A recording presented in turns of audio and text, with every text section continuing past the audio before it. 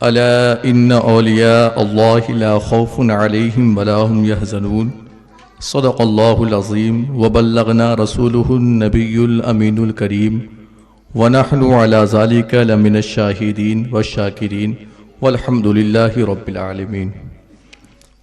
حضرات محترم،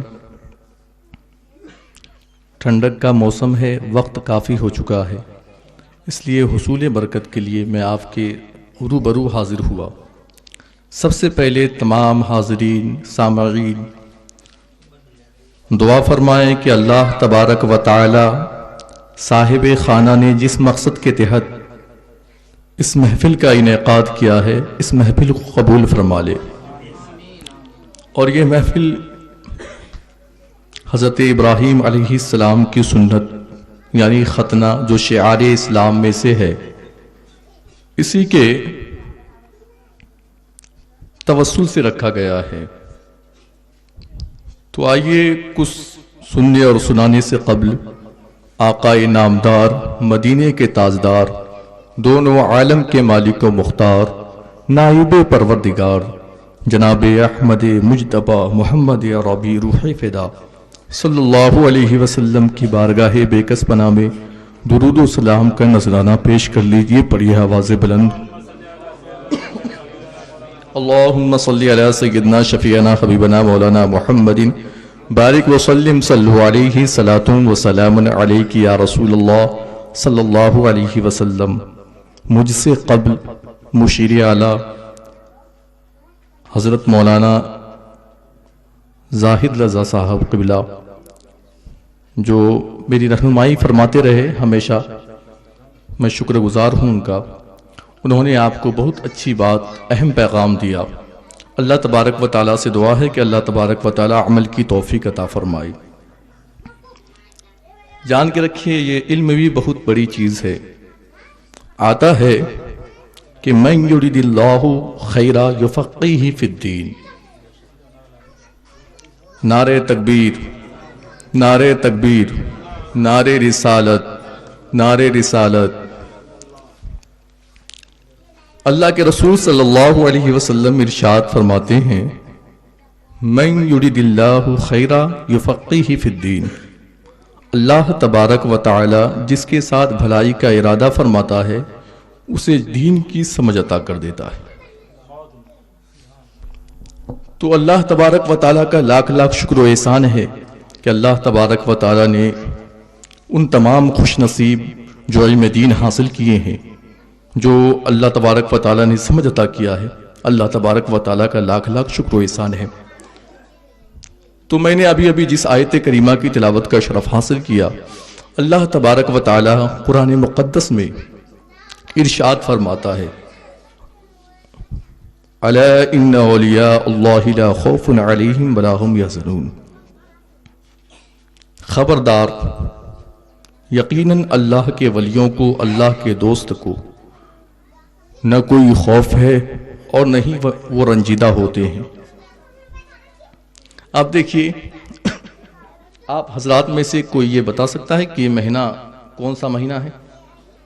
سامعین یہاں جو بیٹھے ہوئے ہیں وہ اس سے مستثنا، حاضرین سے میں کہہ رہا ہوں یہ مہینہ کون سا ہے، کوئی بتا سکتے ہیں؟ یہ مہینہ جو ہے 11ویں شریف کے نام سے ہے کہ نہیں؟ یہ مہینہ پیران پیر حضور غوث اعظم عبد القادر جیلانی رحمت اللہ علیہ کا ہے۔ آتا ہے، میں آپ کو سب سے پہلے بتا دوں کہ حضرت عبد القادر جیلانی یعنی بڑے پیر، تو ان کا نام عبد القادر ہے اور لقب ابو محمد، محی الدین، غوث الثقلین، غوث الورا، بہت سارے القابات ہیں، قطب الاقطاب۔ اور آپ کے والدہ محترمہ کا نام ام الخیر فاطمہ اور لقب امت الجبار۔ آپ کے نانا جان کا نام عبداللہ سومعی، یاد رکھیے گا۔ اور آپ کے والد محترم کا نام ابو صالح موسیٰ جنگی دوست۔ آپ کا اسم مبارک موسیٰ ہے، ابو صالح لقب ہے، جنگی دوست بھی لقب ہے۔ آپ کو جنگی دوست اس لیے کہا جاتا تھا کہ آپ ہمیشہ دل میں یہ خیال لاتے تھے کہ کاش اسلام کے خلاف اگر کبھی بھی جہاد ہو تو میری اس میں شرکت ہو۔ اللہ اکبر۔ اور پھر آپ دل میں بتاتے ہیں، دوسری روایتوں میں اس لقب کی تشریح کرتے ہوئے فرماتے ہیں کہ آپ کو جنگی اس لیے بھی کہا جاتا تھا کہ آپ ہمیشہ اپنے نفس سے مجاہدہ فرماتے۔ تو آپ کو میں بتاؤں کہ غوث پاک رضی اللہ تعالیٰ عنہ کا مہینہ ہے، بہت بابرکت مہینہ ہے۔ اس سے پہلے 12ویں شریف اور اس کے قریب ہی 11ویں شریف۔ اللہ اکبر۔ تو میں آپ کو بتا دوں کہ یہ ابو صالح موسیٰ جنگی دوست رحمت اللہ علیہ جو میں بولا، ایک واقعہ ذہن میں آ گیا، میں بتا دوں آپ کو۔ ابو صالح موسیٰ جنگی دوست، آپ وہ واقعہ ہمیشہ سنتے آتے ہوں گے، اور یہ واقعہ واقعی آپ غور کریں۔ ابو صالح موسیٰ جنگی دوست جو غوث پاک کے والد محترم ہیں، ایک مرتبہ کا واقعہ ہے کہ آپ سفر میں تھے اور اچانک بھوک کی شدت محسوس ہوئی، بھوک آپ پر غالب آ گئی، تو آپ کا گزر دریا کے کنارے سے ہوا، تو آپ نے کیا دیکھا کہ پانی کے بہاؤ میں ایک سیب بہتا ہوا آ رہا۔ سبحان اللہ۔ جب بھوک غالب آ گئی اور بھوک کی شدت تھی تو آپ نے وہ سیب کو اٹھا کر کھا لیا، اور جیسے ہی سیب کو اٹھا کر کھانا تھا بھوک تو ختم ہو گئی، بھوک کی شدت تو ختم ہو گئی، لیکن دل میں خیال آیا کہ بروز حشر سوال ہوگا کہ ابو صالح تو نے کس کی اجازت سے وہ سیب کھایا تھا؟ اللہ اکبر۔ تو اس کا جواب کیا ہوگا؟ بروز حشر یعنی قیامت کے دن جب اس سیب کے تعلق سے سوال ہوگا کہ ابو صالح تو نے وہ سیب کس کے اجازت سے کھایا تھا، کس کے آرڈر سے کھایا تھا، تو اس کا جواب کیا ہوگا؟ ابو صالح یعنی غوث پاک کے والد محترم کے دل میں یہ خیال آیا۔ اب جان کے رکھیے، دل میں خیال آنا بھی بہت بڑی بات ہے کہ نہیں؟ ہم سوچتے ہیں کہ دل میں سب کے خیال نہیں آتا ہے کہ نہیں؟ اب غور کیجئے گا، اگر آپ کوئی برائی کریں، اللہ کا شکر ہے میں آپ کو بتا دوں، حدیث پاک ہے کہ سب سے پہلے اگر کوئی برائی دیکھے تو وہ برائی کو روکے، ہے کہ نہیں؟ روکنے کا مطلب یہ ہے کہ ہاتھ سے روکے، اور اگر ہاتھ سے بھی نہیں روک سکتا ہے تو وہ زبان سے روکے، اور اگر زبان سے بھی نہیں روک سکتا ہے تو وہ دل سے برا جانے۔ اللہ اللہ۔ لیکن اللہ کا شکر ہے کہ اس حدیث جو ہے جو اللہ کے رسول نے فرمایا، اس پر ہمارے علماء جو ہیں وہ دوسرے مقام پر فائز ہے کہ نہیں؟ اب جاہل حضرات جتنے بھی ہیں، ہم تو سوچتے ہیں وہ دل سے برا بھی نہیں جانتے ہوں گے، لیکن علماء حضرات جو ہے وہ زبان سے ضرور کریں۔ اگر 75 مجالس، مان لیجئے 75 اگر جلسے ہوتے ہوں گے تو شاید کہ اس میں ایک نمازی ہوتا ہوگا، ایک نمازی بنتا ہوگا، 75 جلسے میں شاید کہ ایک نمازی بنتا ہوگا۔ تو آخر یہ بتایا جائے، یہ ایک سوال پیدا ہوتا ہے، آخر لوگ جلسہ کیوں کراتے ہیں؟ تو یہ جان کے رکھیے جلسہ اس لیے نہیں ہوتا ہے، وہ تو علماء کرام کی ذمہ داری ہے آپ کو بتانا۔ جیسے لقمان حکیم سے پوچھا گیا تھا، اے لقمان یہ بتاؤ کہ تو نے ادب کس سے سیکھا؟ تو لقمان حکیم نے کہا ہم نے ادب بے ادبوں سے سیکھا، ہے کہ نہیں؟